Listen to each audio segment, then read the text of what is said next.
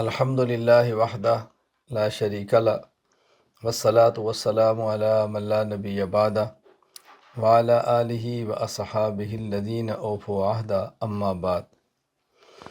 تخصص فی العقائد الاسلامیہ کا اصول فقہ کا سبق چل رہا تھا، اور آج ہمارا جو سبق ہوگا وہ 5واں باب ہے، الباب الخامس، جس میں 3 فصول ہیں۔ فصل اول میں اصول فقہ اور قواعد فقہیہ کی چند اہم کتب کا تعارف ہوگا، اور فصل ثانی دوسری فصل میں فقہ کی چند اہم کتب کا تعارف ہوگا، اور فصل ثالث میں چند اردو فتاوی جات کا تعارف بھی ہوگا۔ اصول فقہ اور فقہ کی چند اہم کتب کا تعارف۔ فصل اول، اصول فقہ کی کتب۔ اس باب میں انشاءاللہ درج ذیل 11 اہم اور بنیادی کتب کا تعارف پیش کیا جائے گا۔ نمبر 1، اصول الشاشی۔ نمبر 2، اصول الکرخی۔ نمبر 3، الفصول فی الاصول۔ نمبر 4، تقویم الادلہ فی اصول الفقہ۔ نمبر 5، تأسیس النظر۔ نمبر 6، کنز الوصول الی معرفت الاصول۔ نمبر 7، المحرر فی اصول الفقہ۔ نمبر 8، المیزان فی اصول الفقہ۔ نمبر 9، منتخب الحسامی۔ نمبر 10، الاشباہ والنظائر۔ نمبر 11، نور الانوار فی شرح المنار۔ نمبر 1، اصول الشاشی۔ ان کے مصنف علامہ نظام الدین ابو یعقوب اسحاق بن ابراہیم الخراسانی الشاشی رحمہ اللہ تعالی، وفات 325 ہجری۔ یہ شاش نامی علاقہ میں پیدا ہوئے۔ اپنے زمانہ کے مایہ ناز فقی اور اصولی تھے۔ بعد میں مصر منتقل ہوئے اور وہاں عہدہ قضاء پر فائز ہوئے۔ مصر میں آپ 325 ہجری میں فوت ہوئے۔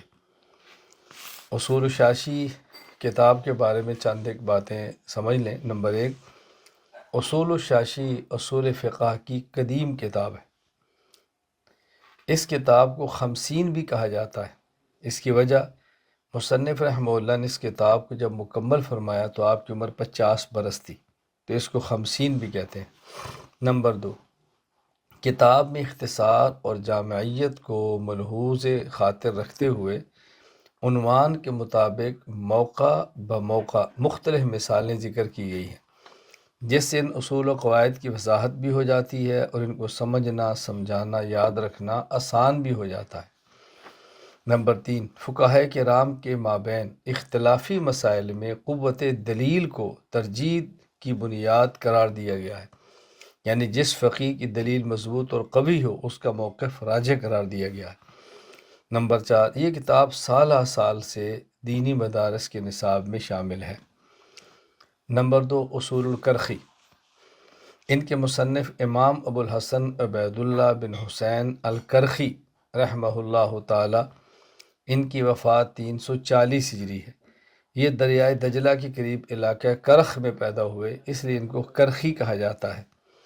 مجتہد فی المسائل، فقیہ النفس، فقہی اصول اور قواعد پر مکمل دسترس رکھتے تھے۔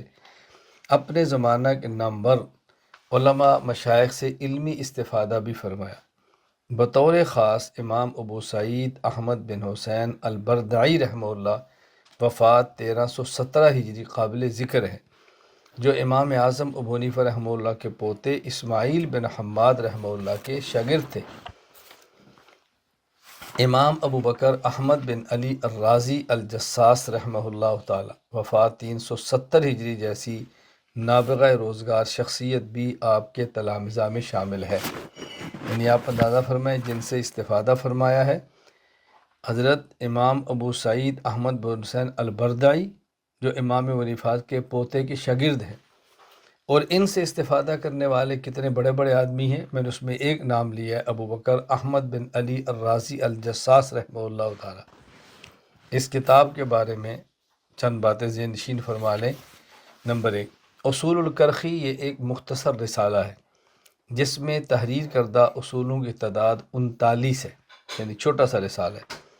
نمبر 2، اصول الکرخی میں مصنف رحمہ اللہ نے جو اصول و قواعد بیان فرمائے ہیں، ان کو فقہا احناف رحمہم اللہ نے فقہی مسائل کی بنیاد قرار دیا ہے۔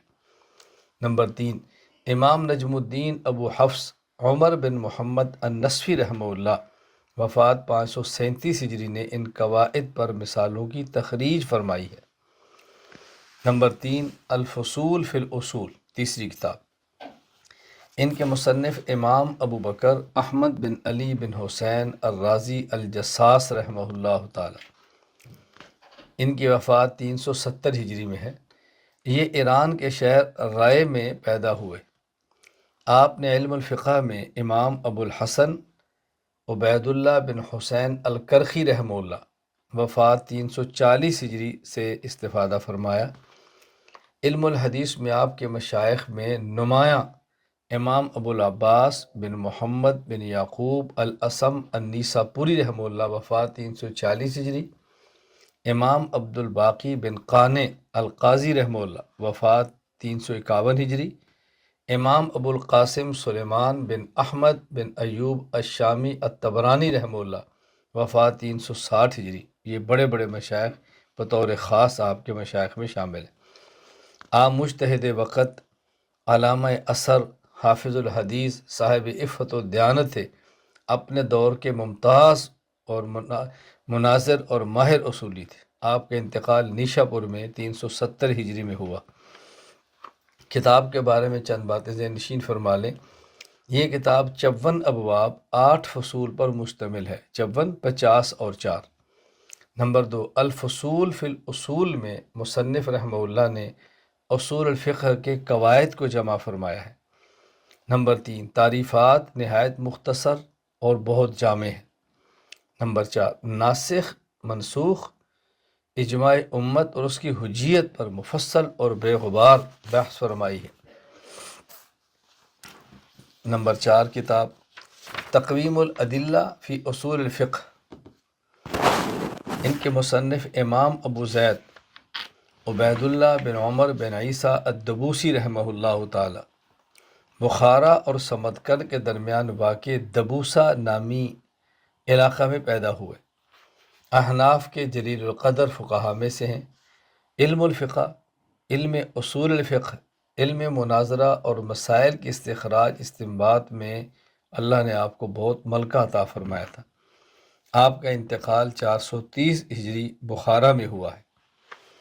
کتاب کے بارے میں چند باتیں ذہن نشین فرمائیں۔ نمبر 1، یہ کتاب 13 فصول اور 83 اور 83 ابواب پر مشتمل ہے۔ نمبر 2، تقویم الادلہ فی اصول الفقہ کا آغاز مصنف رحمہ اللہ نے ادلہ شرعیہ سے کیا اور اختتام ادلہ عقلیہ پر فرمایا ہے۔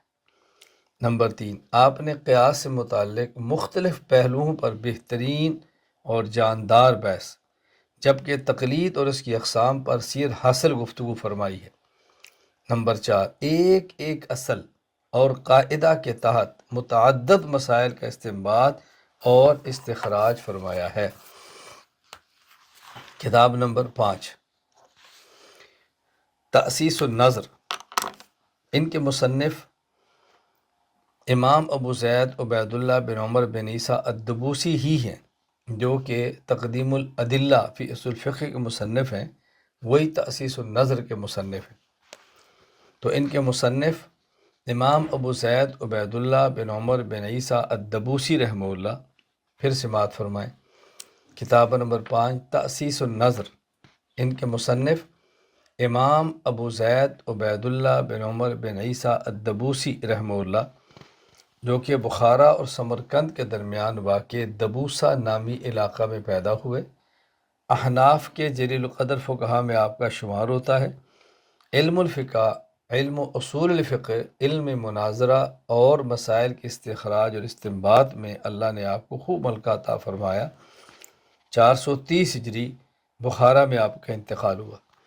کتاب کے بارے میں چند باتیں ذہن نشین فرما لیں۔ نمبر 1، مصنف رحمہ اللہ نے اس کتاب کو 8 ابواب پر تقسیم فرمایا ہے۔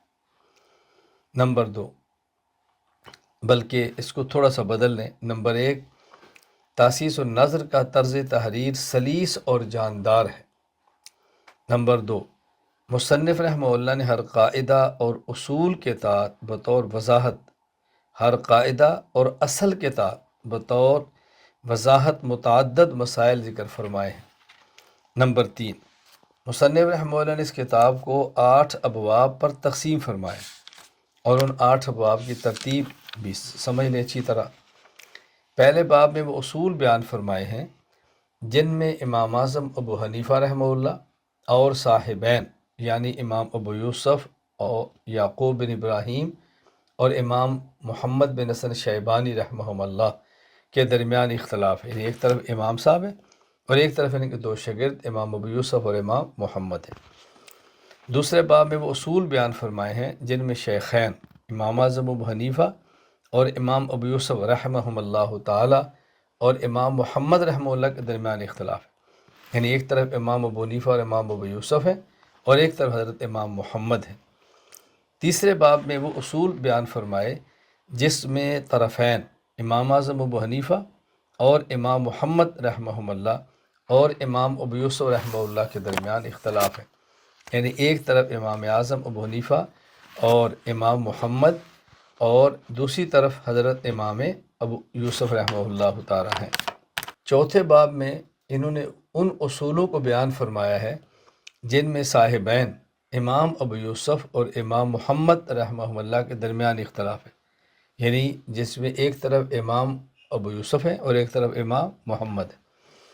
پانچویں باب میں حضرت امام محمد، امام حسن بن زیاد اور امام ظفر رحمہم اللہ تعالی ان تینوں کے فقہی اصول اور قواعد درج فرمائے ہیں۔ چھٹے باب میں ان اصولوں کو ذکر فرمایا ہے جن میں حنفی اور مالکی فقہائے کرام کے درمیان آپس میں اختلاف ہے۔ ساتویں باب میں ان فقہی اصولوں کو بیان فرمایا ہے جن میں امام محمد، امام حسن بن زیاد اور امام ظفر سے امام عبد الرحمن ابن ابی لیلہ کے اختلاف ہے، یعنی ایک طرف امام محمد، امام حسن بن زیاد، امام ظفر ہے اور ایک طرف امام عبد الرحمن ابن ابی لیلہ ہے۔ آٹھویں باب میں وہ اصول بیان فرمائے جن میں حنفی اور شافعی فقہائے کرام رحمہم اللہ کے درمیان اختلاف ہے۔ تو یوں انہوں نے یہ 8 ابواب بیان فرمائے ہیں اور ہر باب الگ الگ گفتگو فرمائی ہے۔ کتاب نمبر 6، کنز الوصول الی معرفت الاصول۔ مصنف رحمہ اللہ تعالیٰ کا تعارف امام علی بن محمد بن حسین بن عبد الکریم البزدوی رحمہ اللہ تعالی بخارا اور نصف کے درمیان ایک علاقہ بزدہ میں پیدا ہوئے۔ بزدہ اسی کی نسبت کرتے ان کو بزدوی کہتے ہیں۔ حضرت کا لقب فخر الاسلام اور کنیت ابو الحسن ہے۔ آپ اپنے زمانہ کے بہت بڑے امام، فقیہ، اصولی، محدث اور مختلف علوم کے جامع تھے۔ کنز الوصول الی معرفت الاصول اصول بزدوی کے نام سے معروف ہے۔ حضرت 482 ہجری میں وفات پا گئے ہیں۔ کتاب کے بارے میں کچھ باتیں ذہن نشین فرما لیں۔ نمبر 1، اصول بزدوی میں امام بزدوی رحمہ اللہ نے تقریباً 81 ابواب، 80 اور 81 ابواب ذکر فرمائے ہیں۔ سب سے پہلے نظم اور معنی کی 20 اقسام کا اجمالی ذکر فرمایا، اس کے بعد سنت اور اس کی اقسام کا بیان فرمایا، پھر اجماع پر گفتگو فرمائی اور آخر میں قیاس کو تفصیل کے ساتھ ذکر فرمایا۔ نمبر 2، مذکورہ کتاب کی بنیادی خصوصیت یہ ہے کہ حناف کا مذہب جن اصول اور قواعد پر قائم ہے، علامہ بزدوی رحمہ اللہ نے قواعد اور ضوابط کی صحت پر قرآن، سنت، اجماع اور قیاس سے دلائل اور عربی اشعار سے مثالیں پیش فرما کر یہ ثابت کیا ہے کہ حناف کا مذہب نہایت مضبوط اور پائیدار بنیادوں پر قائم ہے۔ نمبر 3، یہ کتاب اصول فقہ کے ائمہ متقدمین اور متاخرین کے درمیان بہت ہی عمدہ کتاب شمار ہوتی ہے۔ کتاب نمبر 7، المحرر فی اصول الفقہ۔ اس کے مصنف شمس الائمہ محمد بن احمد بن ابی سہل السرخسی رحمہ اللہ تعالی خراسان کے علاقہ سرخس میں پیدا ہوئے۔ آپ زمانہ کے نامور متکلم، مناظر، محدث، فقیہ اور اصولی تھے۔ آپ کے اساتذہ کرام کی فہرست میں شمس الائمہ امام ابو محمد عبدالعزیز بن احمد بن نصر بن صالح الحلوانی رحمہ اللہ تعالیٰ فات 448 ہجری کا بہت نمایاں نام ہے۔ حضرت امام سرخسی رحمہ اللہ تعالیٰ کا انتقال 483 ہجری میں ہوا ہے۔ حضرت امام سرخسی رحمۃ اللہ علیہ کا ایک عجیب واقعہ ہے کہ بادشاہ وقت کے سامنے آپ نے کلمہ حق بیان فرمایا، کسی مسئلہ پر اختلاف ہوا اور امام صاحب نے کھل کر اختلاف کیا، تو حضرت امام سرخسی رحمۃ اللہ علیہ کو بادشاہ نے کنویں میں قید کر دیا۔ حضرت امام کنویں میں تھے اور اوپر سے جیسے چھت وغیرہ ہوتی ہے بنائی، تو حضرت امام صاحب رحمۃ اللہ علیہ امام سرخسی کے تلامذہ وہ کنویں کے اوپر بیٹھتے اور آپ کنویں کے اندر سے کتاب لکھواتے۔ حضرت امام سرخسی رحمۃ اللہ علیہ نے 15 جلدوں پر مشتمل کتاب کنویں میں زبانی حافظے کی بنیاد پر لکھائی۔ اللہ اکبر، کتنی بڑی بات ہے۔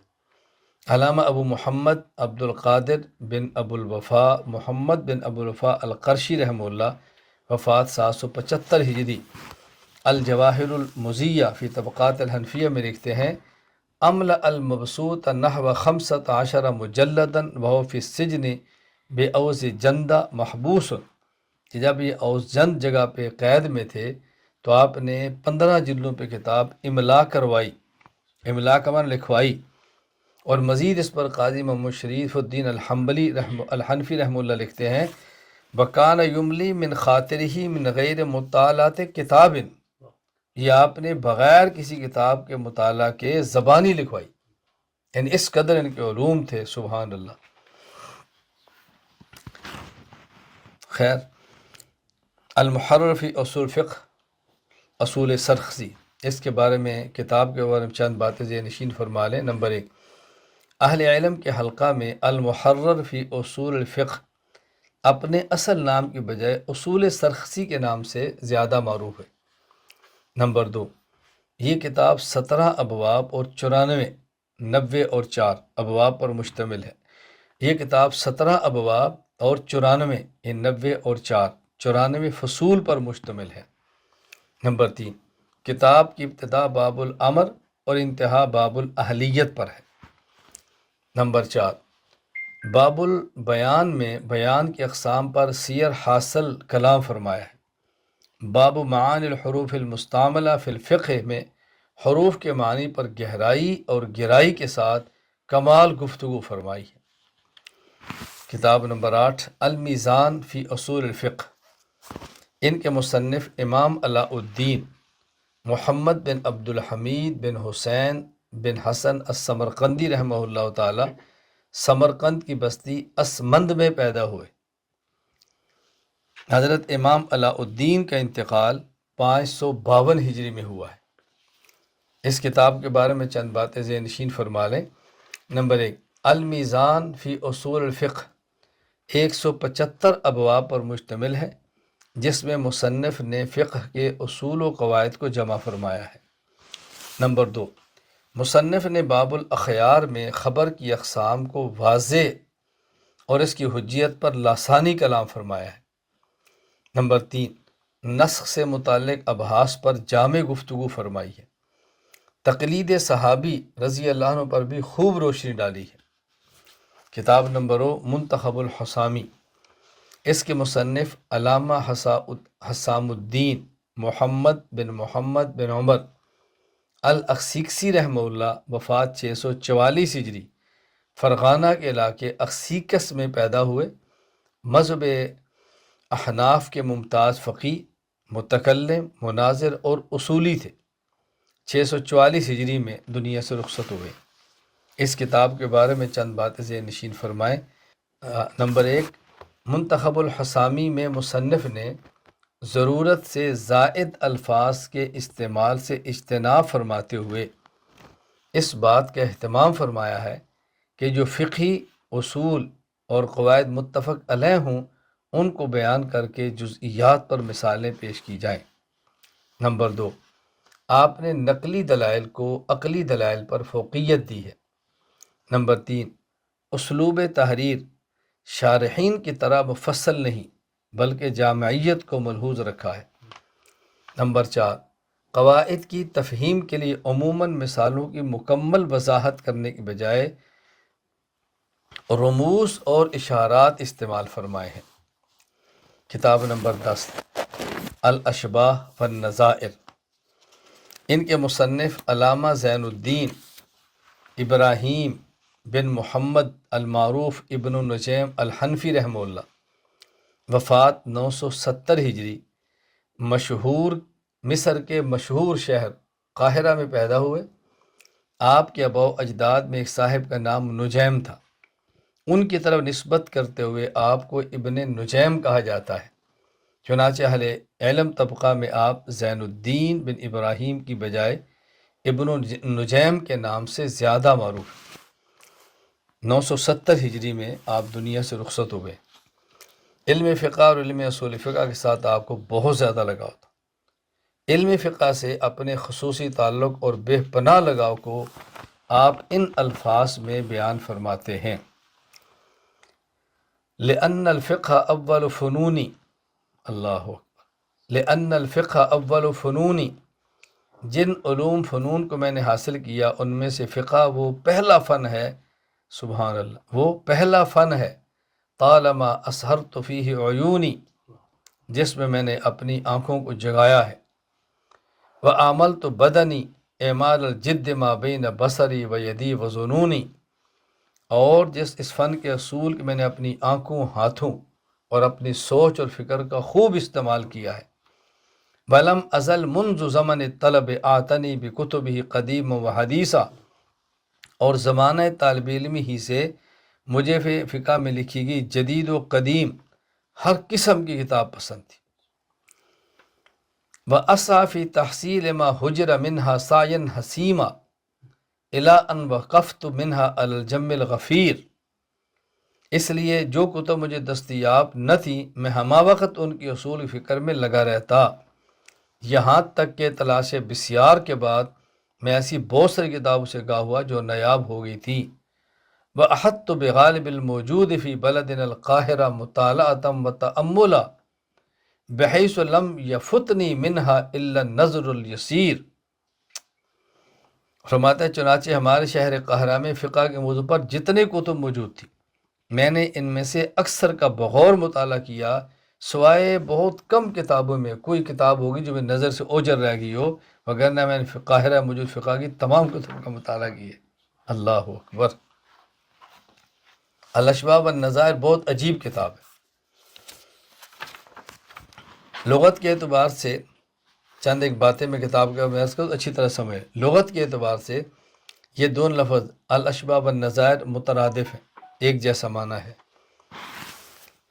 علامہ ابو العباس شہاب الدین احمد بن محمد بن حسینی المکی الحموی رحمہ اللہ، وفات 1290 ہجری، غمز و عیون الابصار میں فرماتے ہیں: والاشباہ جمع شبہ والشبیہ والشبہ والشبیہ المثل، اشباہ شبہن کی جمع ہے، شبیہ اور اشب دونوں کا معنی ہے ہم مثل۔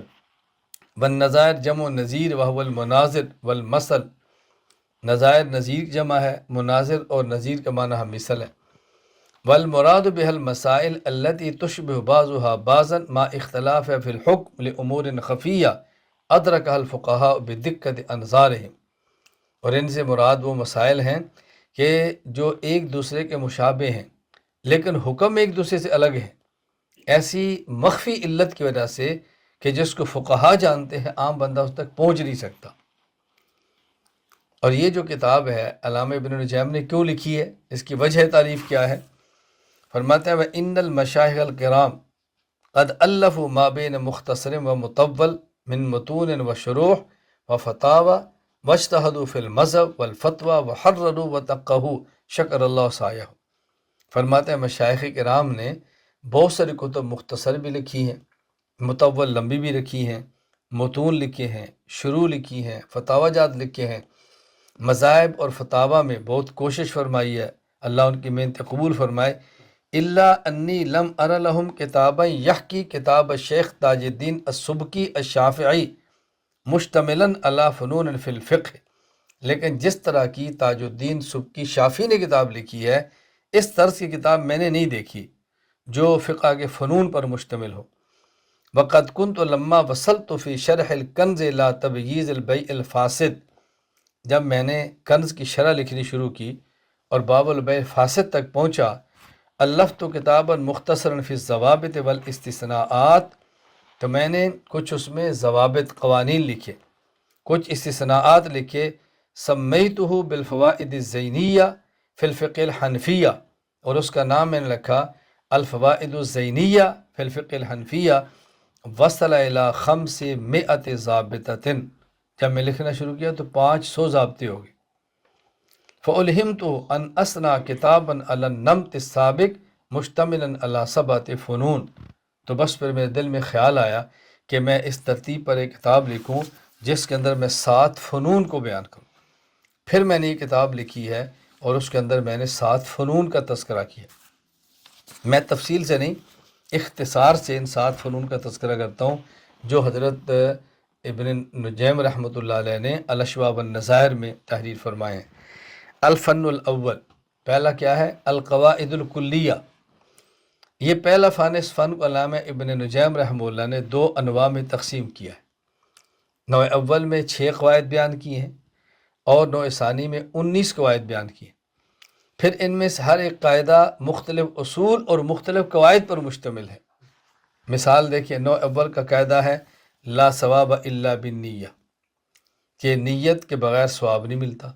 یہ بات الگ ہے کہ وضو کے لیے نیت شرط ہے یا نہیں، بغیر طہارت کی نیت کے وضو کیا نماز ہوگی نہیں ہوگی، الگ اختلافی مسئلہ ہے، لیکن ان نے اصول بیان کی لا ثواب الا بالنیہ، آخرت میں اجر تب ملے گا کسی عمل پر جب ثواب کی نیت ہوگی۔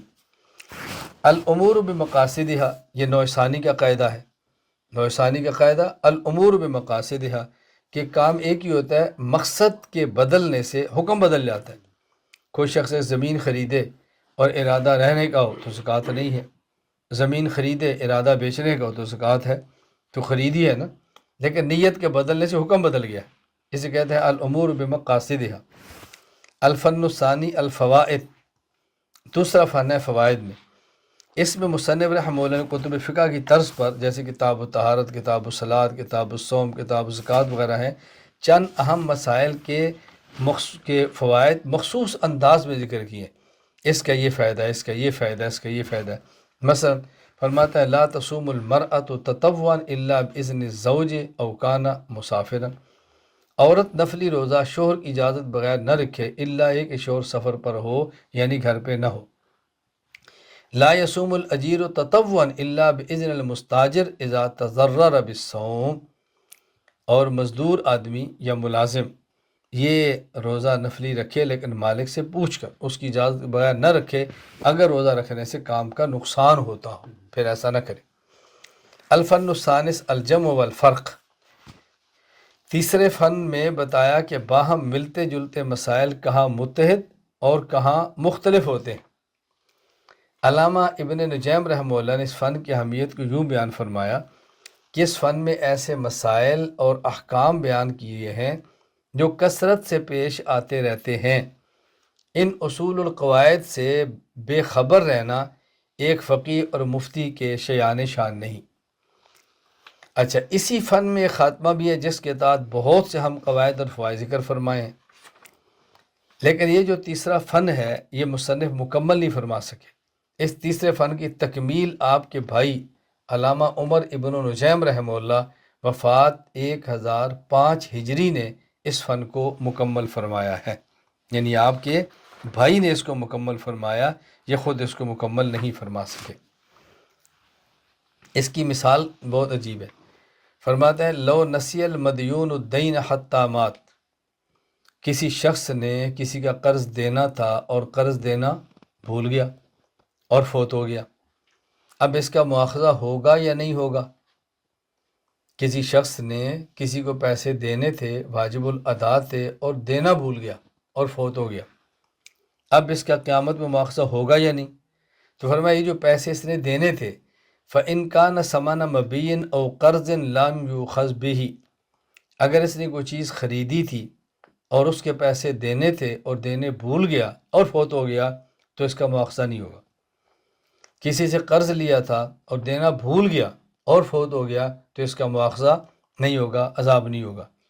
وَإِنْ كَانَ غَصَبًا يُؤَاخَذْ بِهِ، اور اگر کسی کا مال چھینا تھا تو واپس کرنا ضروری تھا نا، لیکن واپس کرنا بھول گیا اور فوت ہو گیا، اس کا مواخذہ ہوگا۔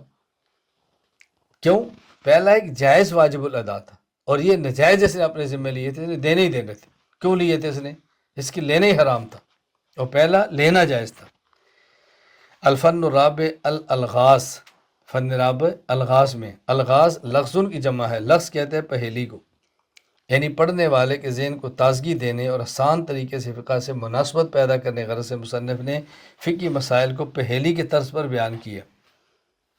اس کی مثال دیکھیں، پہلے ایک مسئلہ بیان کیا پہیلی کے انداز میں، ایو رجل کرر آیت سجدت فی مجلس واحد وتکرر الوجوب علیہ۔ مسئلہ کیا ہے؟ آدمی ایک ہی مجلس میں ایک ہی جگہ پہ ایک ہی سجدے کی آیت کو بار بار پڑھے تو سجدہ تلاوت ایک ہی واجب ہوتا ہے، لیکن یہ فرماتے ہیں وہ کون سا آدمی ہے کہ سجدے کی ایک ہی آیت کو ایک ہی جگہ پہ 2 بار پڑھے تو سجدہ تلاوت ایک ہی واجب ہوگا؟ بتائیں، یہ پہلی ہے۔ آگے پھر اس کا جواب دیا، فرمایا فقل اذا تلاها خارج الصلاۃ وسجد لها ثم عاد فی الصلاۃ، اگر ایک شخص بیٹھا ہوا تھا اور اس نے آیت سجدہ پڑھی، پھر اس نے سجدہ کر لیا، پھر اس نے وہی کھڑے ہو کے نماز پڑھ لی، جگہ نہیں بدلی، اور اسی آیت سجدہ کو دوبارہ پڑھا، اب آیت سجدہ کی وجہ سے سجدہ تلاوت دوبارہ کرنا پڑے گا۔ تو جگہ تو ایک ہی ہے نا، آیت بھی ایک ہی ہے، لیکن 2 بار 2 حالتوں میں پڑھی ہے تو سجدہ تلاوت اس کو 2 مرتبہ کرنا پڑا۔ یوں الفن الخامس الحیل، الحیل جمع حیلتن کی، اس کا معنی ہے تدبیر۔ اب اس فن کے تحت مصنف نے مختلف فقی ابواب، فقی احکام، مسائل کی متبادل صورتوں اور طریقوں کو بیان کیا ہے تاکہ ان پیچیدہ مسائل کا شکار ہونے کی صورت میں خلاصے اور چھٹکارے کی صورت نکل آئے، یعنی حیلے بیان کیے، جائز حیلے۔ اس کی مثال کیا دی ہے؟ ایک شخص نے قسم اٹھائی لیطلقها اليوم، اس نے کسی نے قسم اٹھائی کہ میں آج اپنی بیوی کو قسم اٹھائی کہ طلاق دے دوں گا، اب اس نے طلاق نہیں دی تو گناہ گار ہوگا، قسم جو اٹھائی ہے۔ لیکن اگر طلاق دیتا ہے تو بیوی نکاح سے نکل جائے گی، اب کیا کرے؟ کسی شخص نے قسم اٹھائی کہ میں آج اپنی بیوی کو ضرور طلاق دوں گا، طلاق نہیں دے گا تو خانس ہو جائے گا، کفارہ دینا پڑے گا، اور اگر طلاق دیتا ہے تو بیوی نکاح سے نکل جائے گی، اب کیا کرے؟ کوئی شخص غصے میں آ کر کہہ دیتا ہے میں آج ضرور طلاق دوں گا، تو ہم کہیں گے بھی طلاق نہ دو، وہ کیا کہے گا؟ پھر میں اس کا کفارہ دوں۔ اب حضرت نے ایک حیلہ بیان کیا ہے کہ طلاق بھی دے، طلاق ہو بھی نہ، طلاق بھی نہ ہو، اور قسم کے کفارے سے بچ جائے، قسم اس کی ہو جائے۔ وہ کیسے؟ فرمایا فالحیلۃ ان یقول لها انت طالق ان شاء اللہ تعالی، وہ بیوی کہہ دے اگر اللہ نے چاہا تو تجھے طلاق، اگر میں تجھے طلاق دیتا ہوں اگر اللہ نے چاہا۔ اب یہ طلاق دیتا ہوں تو کہہ دیا نا، لیکن طلاق نہیں ہوگی، کیوں؟ انشاءاللہ جو کہہ دیا، تو قسم بھی نہیں ٹوٹی اور طلاق بھی نہیں ہوئی۔ اسی طرح کوئی شخص اپنی بیوی سے کہتا ہے اللہ الف، کہتے ہیں انت طالق اللہ الف، تجھے طلاق ہے اگر تو مجھے بدلے میں 1000 دے، وہ کہتی ہے میں نہیں دیتی، تو اس نے تو انت طالق کہہ دیا نا، لیکن طلاق بھی نہیں ہوگی اور اس کی قسم بھی نہیں ٹوٹے گی، کچھ بھی نہیں ہوگا، کفارہ بھی نہیں ہوگا۔ تو یوں نے اس کے اندر نے حیلے بیان فرمائے۔ الفن السادس الفرق، فروق، چھٹا فن فروق، فرق۔ اصل میں مصنف نے جو کتاب الاشباہ والنظائر لکھی ہے نا، وہ اس کی طرف نسبت کرتے ہوئے لکھی ہے۔ اس فن میں فقہی احکام اور ان کے درمیان فرق کو نہایت دل نشین انداز میں بیان فرمایا ہے کہ مسئلہ دیکھنے میں ایک طرح کا ہوتا ہے لیکن حکم اس کا الگ الگ ہوتا ہے، اور اس کو عام بندہ نہیں سمجھ سکتا، فقیہ سمجھتے ہیں۔ اس کی مثال دیکھو، فرماتے ہیں نظر الصوم یومین فی یوم لم یلزمہ الا واحد ولو نظر حجتین فی سنۃ لزمتاہ والفرق امکان حجتین فیہا بنفسہ وبالنائب بخلافہ۔ اگر کسی شخص نے نظر مانی کہ میرا فلاں کام ہو گیا تو میں ایک ہی دن میں 2 روزے رکھوں گا تو اس کے ذمے 1 روزہ رکھنا واجب ہوگا۔ اور اگر کسی نے نظر مانی کہ میرا اگر یہ کام ہو گیا تو میں فلاں سال 2 حج کروں گا تو اس کے ذمے 2 حج ہوں گے۔ فرماتے ہیں اس میں فرق کیا ہے؟ ایک دن میں 2 روزے ممکن ہی نہیں ہے، ایک ہی روزہ ہوتا ہے، اور ایک سال میں 2 حج ممکن ہے۔ وہ کیسے؟ ایک حج بندہ خود کرے اور ایک بندہ کسی کو پیسے دے کے اپنی طرف سے حج کرا دے۔ دیکھیں حج میں حج بدل چلتا ہے اور روزوں میں روزے بدل نہیں چلتا۔ اگر ایک شخص بہت بوڑھا ہو، روزہ نہ رکھ سکے تو کیا کرے؟ فدیہ دے نا، فدیہ دے۔ لیکن اگر حج نہ کر سکے تو حج بدل۔ اگر ایک شخص فوت ہو جائے اور روزہ نہ رکھ سکا تو وصیت کرے تو فدیہ دیں گے، لیکن اگر حج نہ کر سکا، فوت ہو گیا، تو حج بدل کرائیں گے۔ تو حج میں حج بدل چلتا ہے، روزے میں روزہ بدل نہیں چلتا۔ ایک آپ خود کرے اور ایک نائب کو بھیج دے، بھئی میں پیسے دے تو میرے طرف سے تو حج کر لے، نفلی حج۔ تو اب دیکھنے مسئلہ ایک جیسا ہے لیکن دونوں کے حکم الگ الگ ہے۔ الفن السابع فی الحکایات، یہ 7واں فن ہے۔ اس میں امام صاحب رحمۃ اللہ علیہ اور دیگر فقہا کے خاص واقعات اور مکالمات اور قصے بیان فرمائیں، بہت عجیب ہے یہ بھی۔ میں ایک قصہ بیان کرتا ہوں۔ حضرت امام ابو حنیفہ رحمہ اللہ سے ایک آدمی نے سوال کیے اور امام صاحب نے جواب دیے، اور شاگرد ان کے جوابات کو دیکھ کر بہت حیران ہوتے رہے۔ اور سوال کیا تھے؟ حضرت امام صاحب سے ایک بندے نے پوچھا کہ ایک شخص کہتا ہے کہ امام حنیفہ سے آپ بتائیں اس آدمی کے بارے میں آپ کیا فیصلہ فرماتے ہیں، کیا فتویٰ دیتے ہیں جو کہتا ہے لا ارجو الجنہ، میں جنت کی امید نہیں رکھتا، ولا اخاف النار، میں جہنم سے نہیں ڈرتا، ولا اخاف اللہ، میں اللہ سے نہیں ڈرتا، وآکل المیتۃ، میں مردار کھاتا ہوں، وأصلی بلا قراءۃ و بلا رکوع و سجود، میں نماز بغیر قرات، بغیر رکوع، بغیر سجدہ کے پڑھتا ہوں، واشہد بما لم ارہ، میں اس کی گواہی دیتا ہوں جس کو میں نے نہیں دیکھا، بن دیکھے گواہی، گواہ ہوں لیکن موجود نہیں تھا، وابغض الحق، حق کو ناپسند کرتا ہوں، وأحب الفتنۃ، فتنہ کو پسند کرتا ہوں۔ پہلے امام صاحب نے اپنے شاگردوں سے پوچھا تمہارا کیا فتویٰ ہے؟ کہا تو مسلمان ہی نہیں ہے۔ حضرت امام صاحب فرمانے لگے کہ نہیں یہ مسلمان ہے۔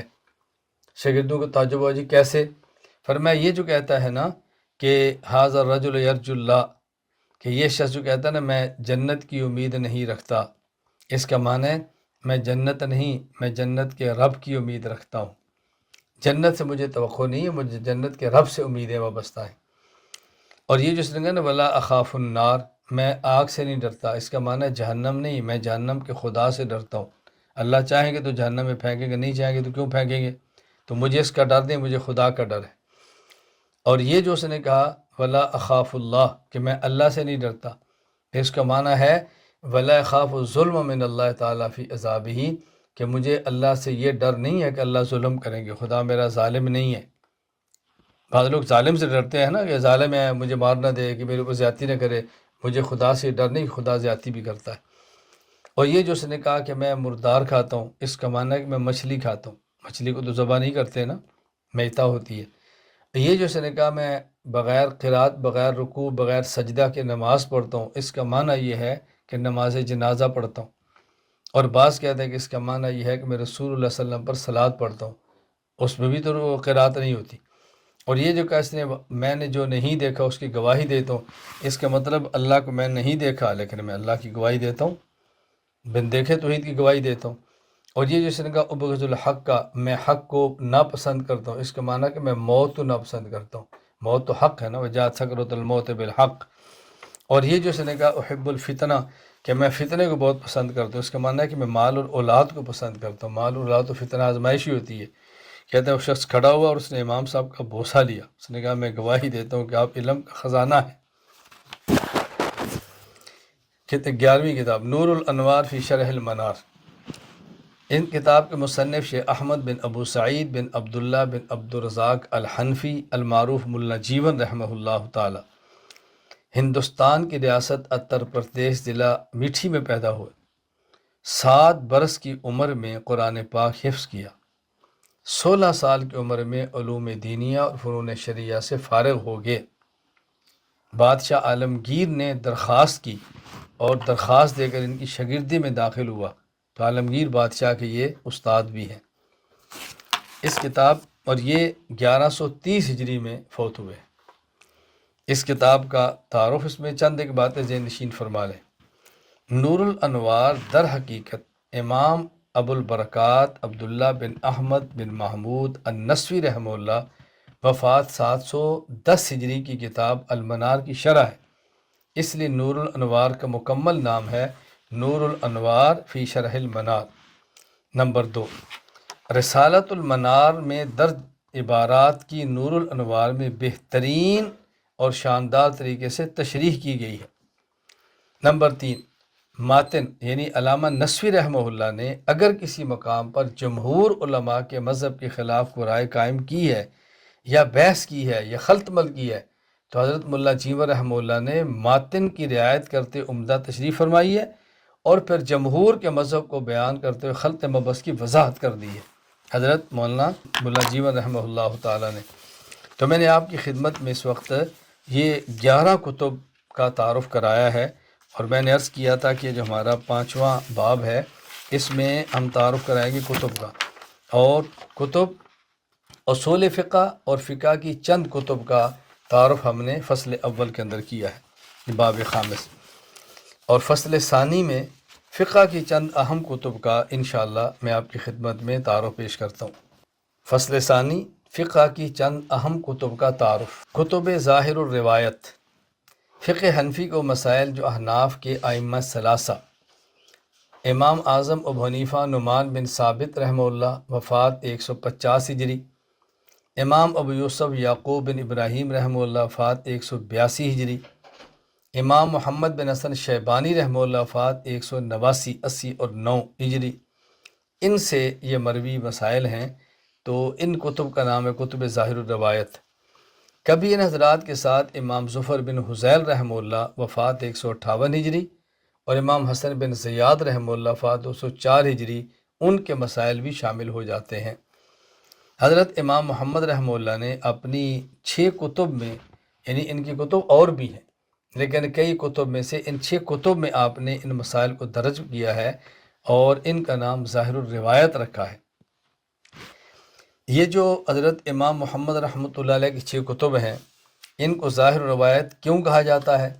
اس لیے کہ یہ کتب ان سے درجہ تواتر یا کم از کم درجہ مشہورت کے ساتھ ثابت ہے۔ علامہ محمد امین بن عمر ابن عابدین الشامی رحمہ اللہ وفات 1252 ہجری شرح عقود رسم المفتی میں فرماتے ہیں وَإِنَّمَا سُمِّيَتْ بِظَاهِرِ الرِّوَایَةِ لِأَنَّهَا رُوِیَتْ عن محمد برواية الثقات فهي ثابتة عنه اما متواترة او مشہورة عنه، کہ حضرت امام محمد رحمہ اللہ تعالیٰ سے ان مسائل کو نقل کرنے والے روات نہایت ثقہ تھے، اور یہ کتابیں امام محمد بن حسن سے تواتر یا کم از کم مشہور طریق سے ثابت ہیں۔ یہ کتب 6 ہیں۔ نمبر 1 کتاب الاصل، نمبر 2 الجامع الصغیر، نمبر 3 الجامع الکبیر، نمبر 4 السیر الصغیر، نمبر 5 السیر الکبیر، نمبر 6 الزیادات۔ پہلی کتاب کتاب الاصل، اس کے بارے میں چند ایک باتیں ذہن نشین فرما لیں۔ نمبر 1، یہ کتب ظاہر روایت میں سب سے اہم اور بنیادی کتاب ہے، یہ کتاب المبسوط کے نام سے مشہور ہے۔ نمبر 2، اس کو اصل اس لیے کہتے ہیں کہ حضرت امام محمد رحمہ اللہ نے سب سے پہلے اس کو تصنیف فرمایا، الاصل بنیاد۔ نمبر 3، اس میں حضرت امام محمد رحمہ اللہ نے سینکڑوں مسائل پر مشتمل حضرت امام اعظم ابو حنیفہ رحمہ اللہ کے فتاوی جات جمع فرمائے ہیں۔ نمبر 4، ایسے مسائل بھی ذکر کیے ہیں جو امام اعظم رحمہ اللہ اور امام ابو یوسف رحمہ اللہ کے درمیان اختلافی ہیں۔ نمبر 5، جس مسئلہ میں امام محمد رحمہ اللہ اختلاف ذکر نہ کریں، اس کا مطلب یہ ہے کہ یہ مسئلہ احناف کے ائمہ کا اتفاقی ہے۔ اس کتاب کا انداز تالیف کیا ہے؟ نمبر 1، امام محمد رحمہ اللہ نے اس کو منفرد انداز سے جمع فرمایا، کہ سب سے پہلے آپ نے نماز کے مسائل کو جمع فرمایا اور مجموعے کا نام کتاب الصلاۃ رکھا، پھر بیع خرید و فروخت کے مسائل جمع فرمائے، ان کا نام کتاب البیوع رکھا۔ تو ایک ایک مسئلے پر الگ الگ ایک کتاب ہے، پھر ان کو اکٹھا کیا ہے اور اس کا نام کتاب الاصل رکھا ہے۔ نمبر 2، اس طرز پر آپ باقی مسائل جمع فرماتے رہے اور ہر موضوع کو مسائل کو یکجا جمع فرماتے رہے اور موضوع کی مناسبت سے آپ نام رکھتے رہے۔ نمبر 3، اور پھر ان تمام کو آپ نے ایک جگہ پہ جمع فرمایا اور نام اس کا کتاب الاصل رکھ دیا۔ ترتیب دلائل: نمبر 1، کتاب کے ہر باب کا آغاز صحیح اور ثابت آثار سے فرماتے ہیں، پھر ان آثار سے ماخوذ مسائل ذکر فرماتے ہیں، اس کے بعد اس باب کے متعلقہ سوالات و اعتراضات کے جوابات دیتے ہیں۔ سبحان اللہ۔ نمبر 2، پہلے امام اعظم ابو حنیفہ رحمہ اللہ اور امام ابو یوسف رحمہ اللہ کے مذہب پر فروعات پیش فرماتے ہیں، اور پھر وقت ضرورت امام محمد رحمہ اللہ اپنی رائے کو بیان فرماتے ہیں۔ نمبر 3، حضرت امام محمد رحمہ اللہ نے احادیث اور آثار کو بطور دلیل بہت کم ذکر فرمایا۔ بہت کم ذکر فرمانے کا مطلب اس لیے کہ یہ مسائل وہ تھے کہ جن کے دلائل آثار معروف تھے، ضرورت نہیں سمجھی۔ اس کتاب کی خصوصیات کیا ہیں؟ چند ایک آپ ذہن نشین فرما۔ نمبر 1، یہ کتاب درجہ تواتر یا کم از کم درجہ شہرت سے مروی ہے۔ نمبر 2، دلائل پر مغز اور طرز استدلال انتہائی مضبوط ہے۔ نمبر 3، انداز تحریر انتہائی شگفتہ اور نہایت سہل ہونے کی وجہ سے اہل علم کے لیے بہت زیادہ نفع بخش ہے۔ نمبر 4، سلاست عبارت اور مسائل کی عام فہم بے غبار تشریح کا التزام فرمایا ہے۔ نمبر 5، مصنف رحمہ اللہ نے بس اوقات ایک ایک مسئلہ پر کئی ایک فروعات بیان فرمائی، ایک اصل بیان فرمایا، اس پر ایک مسئلہ دوسرا، اور ایک مسئلہ کو سمجھانے کے لیے پھر کئی اس کی وضاحتیں فرمائی۔ نمبر 2، کتاب الجامع الصغیر۔ اس الجامع الصغیر میں حضرت امام محمد رحمۃ اللہ علیہ نے کل مسائل جو بیان فرمائے ان کی تعداد 532 بنتی۔ ان میں سے 170 مسائل حضرت امام محمد رحمہ اللہ نے اپنی فقہی اور اجتہادی ذوق کے مطابق الگ رائے قائم فرمائی ہے۔ پوری کتاب میں صرف 2 مسئلوں کے سوا کہیں قیاس اور استحسان کا ذکر نہیں ملتا۔ نمبر 3، یہ کتاب امام ابو حنیفہ رحمہ اللہ کے ان مسائل پر مشتمل ہے جو آپ سے امام محمد نے امام ابو یوسف رحمہ اللہ کے واسطے سے روایت فرمائے ہیں۔ الجامع الصغیر میں مسائل کی اقسام: جامع صغیر میں 3 قسم کے مسائل ذکر فرمائے ہیں۔ نمبر 1، ایسے مسائل جن کا تذکرہ حضرت امام محمد رحمہ اللہ کی دیگر کتب میں موجود نہیں۔ نمبر 2، کچھ ایسے مسائل کہ جو دیگر کتب میں مذکور تو ہیں مگر ان کتابوں میں امام محمد رحمہ اللہ نے یہ صراحت نہیں فرمائی کہ فلاں فلاں مسائل امام ابو حنیفہ کے نزدیک ہیں۔ الجامع الصغیر میں وضاحت فرما دی کہ یہ مسئلہ امام حنیفہ کے یوں ہے۔ نمبر 3، کچھ ایسے مسائل بھی ہیں جو دوسری کتب میں موجود ہیں، البتہ الجامع الصغیر میں امام محمد نے ان کو ایسے انداز سے لکھا ہے کہ جس میں ساتھ کچھ نئے فائدے بھی تحریر فرما دیے۔ الجامع الصغیر کے جو ابواب ہیں اور جو اس کی ترتیب ہے یہ کس نے قائم فرمائی ہے؟ اس کے بارے میں 2 قول ہیں۔ کشف الظنون میں حاجی خلیفہ رحمہ اللہ تعالی فرماتے ہیں کہ اس کی ترتیب اور تبویب مرتب اور مبوب ہیں امام ابو طاہر محمد بن محمد الدباس البغدادی رحمہ اللہ، جبکہ دوسرا قول ہے علامہ عبداللہ لکھنوی رحمہ اللہ الفوائد البہیہ میں فرماتے ہیں کہ اس کی ترتیب اور تبویب کا کام کیا علامہ حسن بن احمد زعفرانی رحمہ اللہ۔ ہمارا خیال یہ ہے کہ دونوں قول درست ہیں، یعنی حضرت امام محمد رحمۃ اللہ علیہ کی الجامع الصغیر کے 2 نسخے ہیں۔ ایک نسخے کی ترتیب اور تبویب ابو طاہر محمد بن محمد الدباس بغدادی نے فرمائی ہے، اور ایک نسخے علامہ حسن بن احمد زعفرانی نے فرمائی۔ چونکہ نسخے 2 تھے، ایک ابواب اس نے قائم فرما دیے، ایک ابواب اس نے فرما دیے۔ تیسری کتاب الجامع الکبیر۔ الجامع الکبیر میں 3 قسم کے مسائل درج فرمائے ہیں۔ نمبر 1، امام اعظم ابو حنیفہ نعمان بن ثابت رحمہ اللہ سے براہ راست سنے ہوئے مسائل۔ نمبر 2، امام محمد رحمہ اللہ کے استنباط کردہ مسائل۔ نمبر 3، دیگر فقہائے کرام کے استنباط کردہ مسائل۔ الجامع الصغیر کے جو راوی ہیں حضرت امام محمد رحمہ اللہ سے کتاب، ان کے درج ذیل شاگردوں نے روایت فرمائی ہے۔ نمبر 1، امام ابو سلیمان موسیٰ بن سلیمان الجوزجانی رحمہ اللہ، وفات 200 ہجری۔ امام حشام بن عبید اللہ بن مسلمہ الرازی رحمہ اللہ، وفات 201 ہجری۔ امام ابو حفص الکبیر احمد بن حفص البخاری رحمہ اللہ، وفات 217 ہجری۔ امام محمد بن سماع بن عبداللہ تمیمی الکوفی رحمہ اللہ، وفات 233 ہجری۔ الجامع الکبیر کے بارے میں علماء کی میں ایک دو رائے نقل کر دیتا ہوں۔ امام صلاح الدین خلیل بن ایبک الصفدی الشافی رحمہ اللہ، وفات 764 ہجری، الوافی بالوفیات میں فرماتے ہیں وَلَهُ فِي مُصَنَّفَاتِهِ الْمَسَائِلُ الْمُشْكِلَةُ خصوصاً ما يتعلق بالعربیہ من ذلك قال فی الجامع الکبیر۔ امام محمد رحمہ اللہ کی تصنیفات میں پیچیدہ مسائل ذکر کی گئے ہیں، خصوصاً وہ مسائل جو عربی لغت سے تعلق رکھتے ہیں، جیسا کہ خود امام محمد رحمۃ اللہ علیہ نے الجامع الکبیر کے اندر فرمایا ہے۔ حافظ شمس الدین محمد بن عبداللہ محمد بن احمد بن ناصر الشافی رحمہ اللہ، وفات 842 ہجری۔ احمد بن ناصر الدین شافی، یہ اتحاف السالک بروات الموطا المالک میں فرماتے ہیں الجامع الکبیر الذي قال احمد بن ابی عمران سمعت محمد بن شجاع يقول على انحرافه ام محمد بن الحسن ما وضع في الاسلام کتاب فی الفقہ مثل جامع محمد بن الحسن الکبیر۔ یعنی یہ فرماتے ہیں کہ حضرت محمد بن شجاع باوجود اس کے ایک امام محمد سے ان کو بعض مسائل میں اختلاف تھا، اختلاف کے باوجود فرماتے کہ فقہ میں امام محمد کی کتاب جامع الکبیر جیسی کتاب میں نے نہیں دیکھی۔ جامع الکبیر کے کئی ایک شروع ہیں۔ نمبر 1، شمس شرح الفقی ابو اللیث نصر بن احمد سمرقندی الحنفی رحمہ اللہ، وفات 373 ہجری۔ نمبر 2، شرح القاضی ابی زید عبید اللہ بن عمر الدبوسی رحمہ اللہ، وفات 432 ہجری۔ نمبر 3، شرح شمس الائمہ محمد بن احمد بن ابی سرخسی رحمہ اللہ، وفات 438 ہجری۔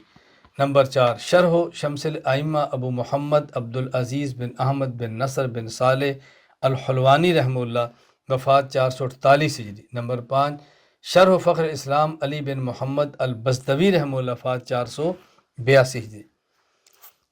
نمبر 4 کتاب السیر الصغیر، سیر سیرت کی جمع ہے، اور سیر کا لفظ آپ صلی اللہ علیہ وسلم کے غزوات کے ساتھ خاص ہے۔ یہاں یہ بات ذہن نشین فرما لیں کہ جب کتب فقہ میں السیر کا لفظ آئے تو اس سے مراد غزوات ہوتے ہیں، اور جب مناسک کا لفظ آئے تو اس سے امور الحج ہوتے ہیں، حج کے مسائل۔ چنانچہ علامہ حافظ الدین ابو البرکات عبداللہ بن احمد بن محمود النسوی رحمہ اللہ، وفات 710 ہجری، قواعد الفقہ لعمیم الاحسان میں فرماتے ہیں السیر امور الغزو کالمناسک امور الحج۔ سیر سے مراد امور جہاد ہیں، جس طرح کے مناسک سے مراد امور حج ہیں۔ السیر الصغیر حضرت امام ابو حنیفہ رحمہ اللہ کے ان مسائل پر مشتمل ہے جو آپ سے امام محمد رحمہ اللہ نے امام ابو یوسف رحمہ اللہ کے واسطہ سے روایت کی۔ یہاں ایک ضابطہ سن لیں، حضرت امام محمد کی کتاب السیر صغیر، السیر کبیر، الجامع صغیر، الجامع کبیر، یہ صغیر اور کبیر میں فرق کیا ہے؟ جو کتاب حضرت امام محمد ایسے مسائل پر مشتمل تحریر فرماتے ہیں جو آپ نے براہ راست امام حنیفہ سنے ہیں، اسے کہتے ہیں کبیر، اور جو آپ نے بواسطہ امام ابو یوسف لیے ہیں انہیں کہتے ہیں الصغیر۔ یہ فرق ہے دونوں میں۔ چنانچہ شیخ ابو زہرہ مصری رحمہ اللہ السیر الصغیر وسیر الکبیر کا تعارف فرماتے ہوئے یہ تحریر فرماتے ہیں ابو حنیفہ حیاتہ و عصرہ و آراہ و فقہ کے اندر فی حاذین الکتابین بیان احکام الجہاد و ما یجوز فی ما لا یجوز، احکام الموادات و متى یصح نقضها و احکام الامان و مما یجوز، ثم احکام الغنائم والفدیہ والاسترقاق وغیر ذلک مما یکون فی الحروب او یکون من مخلفاتها۔ فرماتے ہیں ان دونوں کتابوں میں جو مسائل بیان فرمائے ہیں وہ زیادہ احکام جہاد کے ہیں، اور اس قسم کے تمام مسائل ان دونوں کتب کے اندر جمع فرما دیے ہیں۔ اور فرق کیا ہے کہ جو امام ابو حنیفہ رحمۃ اللہ علیہ سے حضرت امام محمد رحمۃ اللہ علیہ بواسطہ حضرت امام یوسف نقل کریں وہاں لفظ صغیر لائیں گے، جو براہ راست نقل کریں وہاں پر کبیر لائیں گے۔ چنانچہ علامہ زین الدین بن ابراہیم بن محمد المعروف ابن نجیم الحنفی رحمہ اللہ وفات 970 ہجری البحر الرائق باب صفت الصلاۃ میں لکھتے ہیں کل تعلیف لمحمد بن حسن موصوفا بالصغیر فهو باتفاق الشیخین ابی یوسف و محمد بخلاف الکبیر فإنه لم یورز علی ابی یوسف۔ نمبر 5 السیر الکبیر، اس کتاب میں بھی جہاد، صلح، امان، مال فے، غنیمت، غلامی، اس قسم کے آپ نے مسائل کو بیان فرمایا ہے۔ کتاب کا طرز تحریر 3 طرح کا ہے۔ نمبر 1، حضرت امام محمد رحمہ اللہ کبھی کسی باب یا عنوان کے تحت مسئلہ کی ابتدائی میں فرمان نبوی صلی اللہ علیہ وسلم کبھی ایک اور کبھی ایک سے زائد احادیث لاتے ہیں، پھر اسی مناسبت سے اپنا فقہی موقع بیان کرتے ہیں، جس طرح کہ باب وسائل امراء اور باب الجراحہ میں یہی طریقہ آپ نے اختیار فرمایا ہے۔ نمبر 2، کبھی ایسا بھی ہے کہ باب کی ابتدا میں اپنا فقہی مسئلہ پیش کرتے ہیں، پھر اس کی تائید میں کوئی آیت کریمہ یا حدیث مبارک ذکر فرماتے ہیں، جس طرح باب الفرار من الزحف، باب صلاۃ الخوف، باب سجدۃ الشکر اور باب آنیت المشرکین وذبائحہم وطعامہم میں فرمایا۔ نمبر 3، ایسے مقامات بھی اس کتاب کا حصہ ہیں جہاں امام محمد رحمہ اللہ نے فقط فقہی مسئلہ ذکر کرنے پر اکتفا کیا، دلائل دینے کی ضرورت محسوس نہیں فرمائی۔ مثلا باب التفریق بین الصبی، باب ما تجوز علی شہادت بالردہ وما لا تجوز، باب من اسلم فی دار الحرب ولم یہاجر الینا میں یہی طرز آپ نے اختیار فرمایا ہے۔ اللہ تعالی ہمیں بات سمجھنے کی توفیق عطا فرمائے۔ یہاں دو فوائد ذہن میں رکھ لیں، ایک میں پہلے وضاحت کر چکا ہوں، پھر سن لیں کہ فقہا نے ایک ضابطہ بیان فرمایا ہے کہ حضرت امام محمد بن حسن الشیبانی رحمہ اللہ جن کتب میں لفظ صغیر لاتے ہیں وہ آپ نے امام ابو یوسف کے واسطہ سے امام ابو حنیفہ رحمہ اللہ سے نقل فرمائی ہیں، اور جن میں لفظ کبیر ہے وہ امام محمد رحمہ اللہ نے بذات خود امام ابو حنیفہ رحمہ اللہ سے نقل فرمائی ہیں۔ چنانچہ البحر الرائق میں علامہ زین الدین بن ابراہیم بن محمد المعروف ابن نجیم رحمہ اللہ وفات 970 ہجری فرماتے ہیں کل تألیف لمحمد بن الحسن موصوفا بالصغیر فهو باتفاق الشیخین ابی یوسف و محمد بخلاف الکبیر فإنه لم یورث علی ابی یوسف۔ امام محمد بن حسن رحمہ اللہ کی ایسی کتابیں جن میں لفظ صغیر آتا ہے وہ امام موصوف نے امام ابو یوسف رحمہ اللہ کے واسطہ سے روایت کی ہے، البتہ جن کتابوں کے ساتھ لفظ کبیر آتا ہے امام محمد رحمہ اللہ نے بذات خود امام ابو حنیفہ سے نقل کی ہے، امام ابو یوسف رحمہ اللہ کے سامنے کتابیں پیش نہیں کی گئیں۔ نمبر 2، امام محمد رحمہ اللہ کی فقہ کے موضوع پر سب سے آخری کتاب السیر الکبیر ہے۔ چنانچہ شمس الائمہ امام محمد بن احمد بن ابی سہل السرخسی رحمہ اللہ وفات 483 ہجری مقدمہ شرح کتاب السیر الکبیر فرماتے ہیں اعلم بان سیر الکبیر آخر تصنیف صنفہ محمد رحمہ اللہ تعالی فی الفقہ، سب سے آخری کتاب جو آپ نے فقہ میں فرمائی ہے وہ السیر کبیر ہے، ولہذا لم یروہ عنہ ابو حفص لانہ صنفہ بعد انصراف من العراق، امام محمد کے شاگرد حضرت امام ابو حفص نے آپ سے روایت نہیں کی، کیوں؟ وہ اس وقت امام محمد لکھی جب امام ابو حفص عراق کو چھوڑ چکے تھے۔ نمبر 6 کتاب الزیادات، الجامع الصغیر اور الجامع الکبیر میں جو مسائل لکھنے سے رہ گئے تھے حضرت امام محمد رحمہ اللہ نے انہی الزیادات میں جمع فرمایا ہے، اس لیے الزیادات کو مذکورہ کتب کا تتمہ بھی کہا جاتا ہے، اور وجہ تصنیف وہ آپ کے سامنے آ گئی ہے کہ الزیادات کیوں لکھی گئی۔ حضرت امام محمد نے الجامع الصغیر الجامع الکبیر کے بعد ہی کتاب لکھی، یعنی وہ مسائل جو جامع الصغیر الجامع الکبیر میں درج نہ ہو سکے حضرت امام محمد نے ان کو نقل کیا اور پھر ان کا نام آپ نے مجموعے کا الزیادات رکھ دیا۔ الزیادات کی کئی ایک شروع ہے۔ نمبر 1 شرح الزیادات، امام ابو محمد عبدالعزیز بن احمد بن نصر بن صالح الحلوانی رحمہ اللہ وفات 448 ہجری۔ نمبر 2 شرح الزیادات فخر الاسلام علی بن محمد بن حسین بن عبد الکریم بزدوی رحمہ اللہ، وفات 482 ہجری۔ نمبر 3 شرح الزیادات شمس الائمہ محمد بن احمد بن ابی سال سرخسی رحمہ اللہ، وفات 483۔ نمبر 4 شرح الزیادات امام ابو القاسم احمد بن محمد بن عمر العتابی رحمہ اللہ، وفات 586۔ نمبر 5 شرح الزیادات امام فخر الدین حسن بن منصور الاوجندی المعروف قاضی خان رحمہ اللہ، وفات 592 ہجری۔ یہاں بطور فائدہ ذہن نشین فرما لیں، زیادات کے نام سے امام محمد رحمہ اللہ کی 2 کتب ہیں۔ ایک کا نام ہے الزیادات، یہ زیادہ مشہور ہے، اور ایک کا نام ہے زیادات الزیادات۔ یہ جو پہلی الزیادات کتاب ہے، اس میں وہ مسائل ہیں جو الجامع الصغیر اور الجامع الکبیر سے رہ گئے تھے، اور زیادات الزیادات وہ کتاب ہے کہ جن میں وہ مسائل ہیں کہ جو زیادات میں نہیں آ سکے، تو اس کا استدراک کیا ہے۔ یہ کتاب 7 ابواب پر مشتمل ہے، جس میں طلاق، عتاق، وراثت، خلیف فروخت وغیرہ کے مخصوص مسائل پر بحث کی گئی ہے۔ نمبر 7 مختصر القدوری، ان کے مصنف امام ابو الحسین احمد بن محمد بن احمد القدوری البغدادی رحمہ اللہ تعالی، وفات 428 ہجری۔ حضرت امام قدوری رحمہ اللہ نے فقہ حنفی کے لاکھوں مسائل میں سے 12,000 مسائل منتخب کر کے اس مختصر سی کتاب میں جمع فرمائے، اور فقہ حنفی کی جو معروف اور مفصل کتاب ہے ہدایہ، اس کے مصنف نے بطور متن کے مختصر القدوری کو لیا ہے۔ آگے میں اس پر بات کروں گا کہ انہوں نے ایک کتاب اور ساتھ ملائی، دونوں سے مل کر ایک متن تیار کیا اور اس پر پھر شرح لکھی ہے۔ نمبر 3 اس کتاب کے 61 عنوانات کو کتاب اور 62 عنوانات کو باب کے نام سے شروع فرمایا ہے۔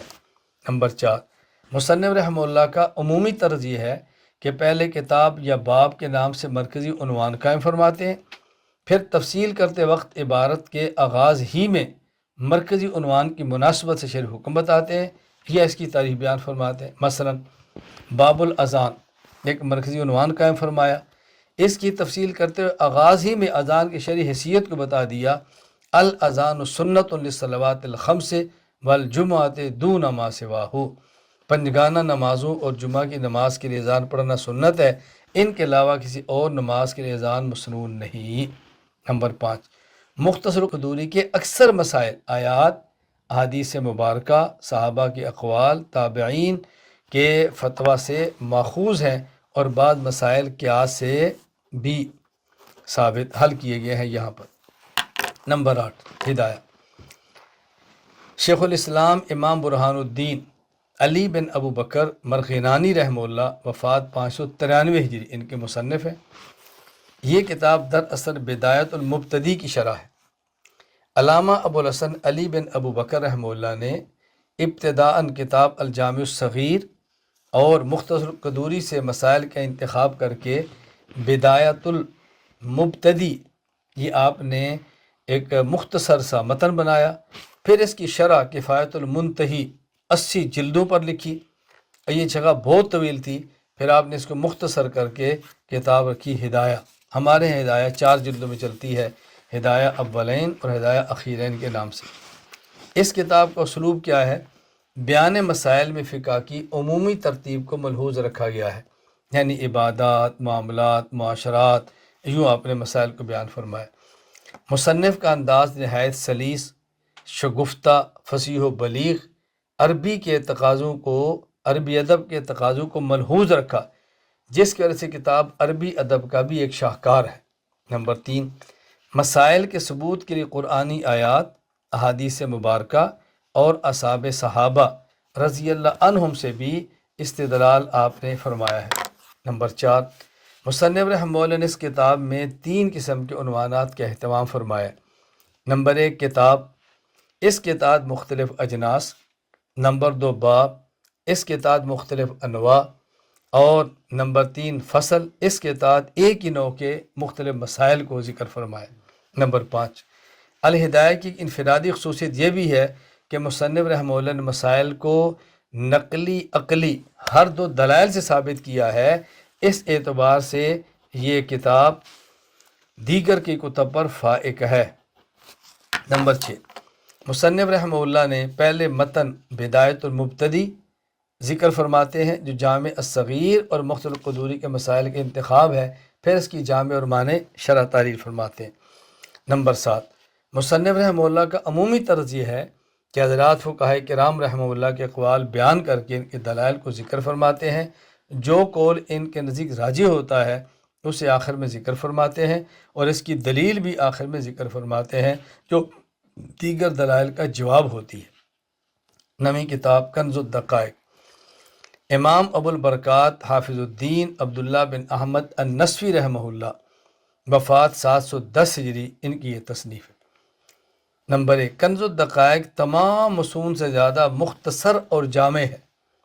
نمبر 2، بعض مقامات پر تو اختصار اتنا زیادہ ہوتا ہے کہ وہاں وہ اختصار کی صورت ایک پہیلی بن جاتی ہے، اور اس کے اندر ایک علم کا ذخیرہ ہوتا ہے اور طلباء کی دلچسپی کا سبب بن جاتا ہے۔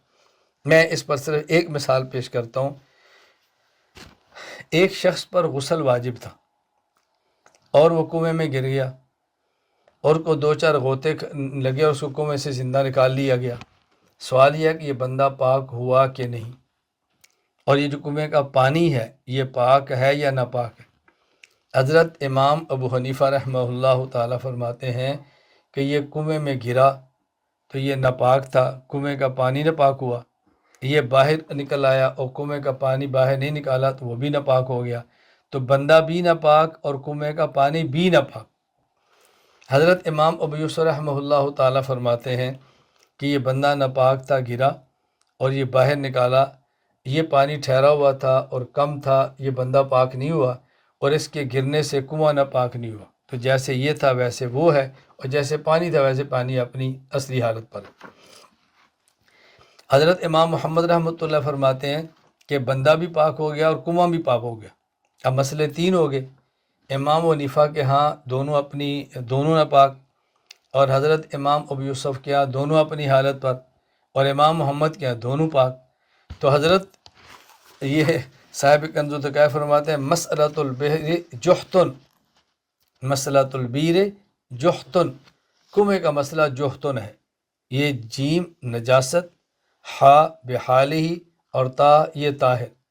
تو امام ابو یوسف رحمہ اللہ فرماتے ہیں کہ دونوں نجس ہیں، تو اس کے لیے فرمایا جحتن، دونوں نجس۔ اور یہ جو فرمایا نا کہ ہا اپنے حال پر ہے، تو امام ابو یوسف نے فرمایا کہ اپنے حال پر ہے، وہ ناپاک اور پانی پاک۔ اور امام محمد فرماتے ہیں دونوں طاہر ہیں، اس کے لیے تال ہے مسئلۃ البیر جحتن۔ تو کہتے ہیں اتنا مختصر ہوتا ہے کہ بس اوقات ایک پہلی کی صورت اختیار کر جاتا ہے۔ نمبر 10 کتاب فتاوی تتار خانیہ، امام فرید الدین عالم بن علا حنفی اندر پتی رحمہ اللہ تعالی، وفات 786 ہجری، یہ اس کے مصنف ہیں، اور کتاب کا نام ہے فتاوی تتار خانیہ۔ اس کا اصل نام تھا زاد المسافر۔ علامہ مصطفیٰ بن عبداللہ الرومی المعروف حاجی خلیفہ رحمہ اللہ، وفات 1068، کشف الظنون میں فرماتے ہیں زاد المسافر فی الفروع وهو المعروف بالفتاوی التتار خانیہ، فقہی مسائل پر مشتمل ہے، اور اس کا نام ہے زاد المسافر، لیکن معروف ہے فتاوی تتار خانیہ کے نام سے۔ علامہ علا بن علا الحنفی رحمہ اللہ نے فتاوی تتار خانیہ کو جس اسلوب سے مرتب فرمایا وہ نہایت دل نشین، سہل، عام فہم اور آسان ہے، اور الجھن سے دور ہے۔ پڑھنے والا روانی اور تسلسل کے ساتھ پڑھتا ہے اور کتاب کو سمجھتا ہے۔ کتاب کی ابتدا میں ایک ترتیب اس کی بہت پیاری ہے جو بہت سمجھنے والی ہے۔ کتاب کی ابتدا میں مصنف رحمہ اللہ نے 15 صفحات پر مشتمل ایک مقدمہ تحریر فرمایا، اور اس کے بعد درج ذیل 7 فصول قائم فرمائی۔ الفصل الاول فی تعریف العلم، الفصل الثانی فی فضیلت العلم والفقہ والعالم والتعلم والتعلیم والمتعلم، الفصل الثالث فی فرض العین وفرض الکفایت من العلوم، الفصل الرابع فی آفت العلم، الفصل الخامس فی بیان السنت والجماعہ، الفصل السادس فی من یحل له الفتوى ومن لا یحل له، الفصل السابع فی آداب المفتی والمستفتی۔ یہ 7 فصول آپ نے بیان فرمائی ہیں۔ فصل اول علم کی تعریف فرمائیے، فصل ثانی علم، فقہ، عالم، تعلم، تعلیم، متعلم کی فضیلت بیان فرمائی ہے۔ فصل ثالث میں کون سا علم فرض عین ہے، کون سا فرض کفایہ، وضاحت فرمائی ہے۔ فصل رابع میں علم کی آفات کو بیان کیا ہے، دنیا غرض کے لیے حاصل کرنا، بدکاری کے لیے حاصل کرنا، ریاکاری کے لیے حاصل کرنا، اموال کے لیے حاصل کرنا۔ فصل خامس میں اہل سنت والجماعت کی فضیلت اور علامات کو بیان فرمایا۔ چھٹی فصل میں بتایا کہ کس کے لیے فتویٰ دینا جائز اور کس کے لیے فتویٰ دینا ناجائز ہے، اور ساتویں فصل میں بتایا کہ مفتی اور مستفتی کے آداب کیا ہیں، فتویٰ لینے کے آداب کیا ہیں اور فتویٰ دینے کے آداب کیا ہیں۔ خصوصیات: حضرت امام فرید الدین علا عالم بن علا حنفی رحمہ اللہ نے چند امور کا اہتمام فرمایا۔ نمبر 1، جن کتب سے مسائل نقل کیے ہیں ان کے نام صراحتاً ذکر فرمائے۔ نمبر 2، صرف مسائل نقل کرنے پر اکتفا کیا ہے، نصوص اور دلائل کو ذکر نہیں فرمایا، اہتمام نہیں فرمایا۔ نمبر 3، بعض اوقات ایک مسئلے کو مختلف کتب سے ذکر فرماتے ہیں تو صورت میں ہر کتاب کا نام بھی تحریر فرماتے ہیں۔ نمبر 4، مسائل نقل کرنے میں حضرت مصنف رحمہ اللہ نے علامہ برہان الدین محمود بن احمد رحمہ اللہ وفات 616 ہجری کی کتاب المحیط البرہانی کو بطور خاص بنیاد بنایا۔ اس لیے آپ نے مسائل کے تحت اس کا بکثرت حوالہ دیا ہے اور بار بار پورا نام لکھنے کے بجائے میم لکھتے ہیں جو المحیط البرہانی کے رمز اور علامت ہوتی ہے۔ نمبر 5، مصنف رحمہ اللہ فتاویٰ تارخانیہ کے مسائل اور ابواب کی ترتیب ہدایہ کی ترتیب کے مطابق لکھی ہے۔ اللہ تعالیٰ ان کو اپنی شان کے مطابق اجر عطا فرمائے۔ اللہ تعالیٰ ہم سب کو اصول فقہ پڑھنے کی، سمجھنے کی توفیق دے، اور فقہ کو اصول فقہ کے مطابق اللہ تعالیٰ ہم سب کو پڑھنے اور سمجھنے کی توفیق عطا فرمائے۔ فصل ثالث، چند اردو فتاویٰ جات کا تعارف۔ پہلے میں نے آپ خدمت میں کتب اصول فقہ کی بیان کی ہیں، پھر فقہ کی معروف کتب کا تذکرہ کیا ہے، آخر میں چند اردو فتاویٰ جات کا تعارف کر لیتے ہیں تاکہ بات ہماری مکمل ہو جائے۔ نمبر 1، امداد الفتاویٰ۔ یہ حکیم الامت مولانا اشرف علی تھانوی رحمہ اللہ وفات 1362 ہجری کے قلم سے لکھے گئے فتاویٰ کا مجموعہ ہے۔ نمبر 2، کتاب میں عبادات، معاملات، معاشرات، اعتقادات، بعض اشکالات، شبہات کا جواب بھی ہے۔ نمبر 3، مفتی اعظم پاکستان مفتی محمد شفیع رحمہ اللہ کی ترتیب جدید کے ساتھ یہ کتاب شائع ہو گئی ہے۔ دیکھیں ایک بات ذہن نشین فرما لیں، امداد الفتاویٰ میں حضرت کے قلم سے لکھے گئے فتاویٰ جات ہیں۔ بہت سارے فتاویٰ جات کتب فتاویٰ میں ایسے آتے ہیں کہ جو کسی مفتی کے شاگرد لکھتے ہیں اور وہ الجواب الصحیح فرماتے ہیں تو فتویٰ انہی کی طرح منسوب ہوتا ہے، اس کو ذہن نشین فرما لیں۔ اس کی خصوصیات کیا ہیں؟ جواب دینے میں اختصار اور جامعیت کا خیال کیا ہے، جوابات حسب موقع عربی اور فارسی میں دیے ہیں، فقہی جزیات کی روشنی میں جوابات کا اہتمام کیا ہے، تاہم جس مقام پر فقہی جزیہ نہ مل سکا وہاں صراحت کر دی گئی کہ جزیہ نہیں ملا، اس لیے قواعد سے جواب دیا گیا ہے۔ بہت سے مقامات میں عربی عبارات بطور دلیل ذکر کر کے مسئلہ کا حکم بیان فرمایا۔ معاملات سے متعلق ایسے مسائل میں ابتلا اور استرار عام ہو تو ان میں فقہی اصول کے دائرے میں گنجائش یا سہولت کے پہلو کو اختیار فرمایا گیا ہے۔ نمبر 2، کفایت المفتی۔ یہ کتاب مفتی اعظم ہند مفتی محمد کفایت اللہ دہلوی رحمہ اللہ وفات 1372 ہجری کے فتاویٰ کا مجموعہ ہے۔ فتاویٰ کی تعداد 4489، یعنی 80 اور 9، 4489 ہے۔ کفایت المفتی میں مصنف رحمہ اللہ نے 3 قسم کے فتاویٰ شامل فرمائے ہیں۔ نمبر 1، ایسے فتاویٰ جو مدرسہ امینیہ دہلی کے رجسٹر سے لیے گئے۔ نمبر 2، ایسے فتاویٰ جو سروزہ اور رسالہ جمیہ سے لیے گئے۔ نمبر 3، ایسے فتاویٰ جو متفرق مقامات سے جمع کیے گئے، مثلاً آپ کے گھر سے، باہر دوستوں سے، مطبوعہ کتب سے اکٹھے کیے۔ خصوصیات: طرز بیان شائستہ، عام فہم، مختصر اور جامع ہے۔ پیش آمدہ جدید مسائل کا حل بھی اہتمام سے بیان فرمایا ہے۔ اکثر جلدوں کے آخر میں فرہنگ اصطلاحات کا عنوان قائم فرمایا ہے، جیسے مختلف زبانوں کے غیر مانوس پیچیدہ مشکل الفاظ کے معنی اور مفہوم کو حروف تہجی کے لحاظ سے ذکر فرمایا۔ جامعیت کے لحاظ سے فتاویٰ منفرد ہے کیونکہ اس میں تقریباً ہر شعبہ زندگی سے متعلق مسائل پر گفتگو ہے۔ حسب ضرورت بہت سے مسائل کے نہایت تفصیلی جوابات قلم بند کیے جو قریب قریب رسالہ کی صورت اختیار کر گئے۔ نمبر 3، خیر الفتاوی۔ اس کتاب کے مصنف مولانا خیر محمد جلندی رحمہ اللہ وفات 1390 ہجری ہے، جبکہ خیر المدارس کے دیگر مقتدر مفتیان کرام کے فتاوی بھی اس کے اندر شامل ہیں۔ خیر الفتاوی میں فتاوی کی کل تعداد 8585 80 اور 5 ہے۔ اس کی خصوصیات میں سے یہ ہے کہ اکثر مسائل کے تحت دلائل کا اہتمام فرماتے ہیں، ترتیب دلائل کو بھی ملحوظ فرماتے ہیں، اول قرآن کریم، پھر حدیث مبارک اور پھر فقہی عبارات کو ذکر فرماتے ہیں۔ منکرین تقلید اور اہل بدعت کی تردید مؤثر اور جاندار طرز میں فرماتے ہیں، خصوصاً 3 طلاق کو نہایت تفصیل کے ساتھ محقق اور مدلل بیان فرمایا۔ جدید مسائل پر بھی گفتگو فرمائی ہے۔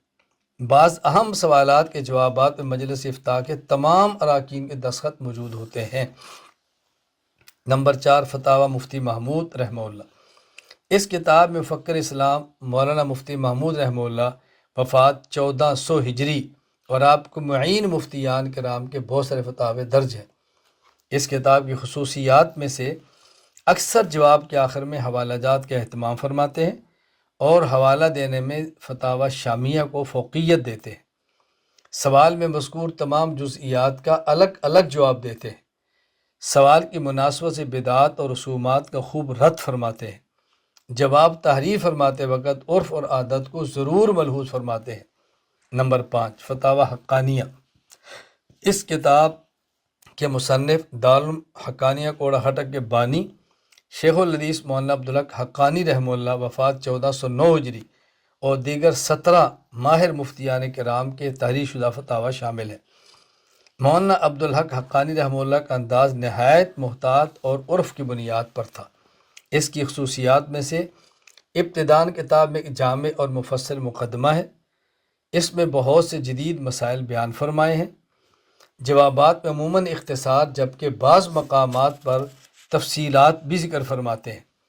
جوابات کے دلائل میں عربی عبارات حوالہ لکھنے کا اہتمام فرماتے ہیں اور بعض مقامات پر اکابرین کے اردو فتاوی کو بطور دلیل بھی پیش فرماتے ہیں۔ بطور دلیل کی بجائے بطور تائید کہنا چاہیے کہ تائید پیش فرماتے ہیں۔ نمبر 6، آپ کے مسائل اور ان کا حل۔ یہ کتاب شہید اسلام مولانا محمد یوسف لدھیانوی رحمہ اللہ وفات 1413 ہجری کے قلم سے نکلے فتاوی کا مجموعہ ہے۔ خصوصیات میں سے انداز تحریر سلیس، اسلوب بیان شگفتہ اور عمومی جواب میں اختصار جامعیت کو ملحوظ رکھتے ہیں۔ بوقت ضرورت اہم مسائل پر سیر حاصل محققانہ گفتگو فرماتے ہیں۔ سائل کے حائل اور عرف کی مناسبت بغرض اصلاح جواب پر مناسب اضافہ فرماتے ہیں۔ اکابرین علماء دیوبند رحمہ اللہ کے منہج کے مطابق جوابات میں اعتدال اور توازن کو ہمیشہ ملحوظ رکھتے ہیں۔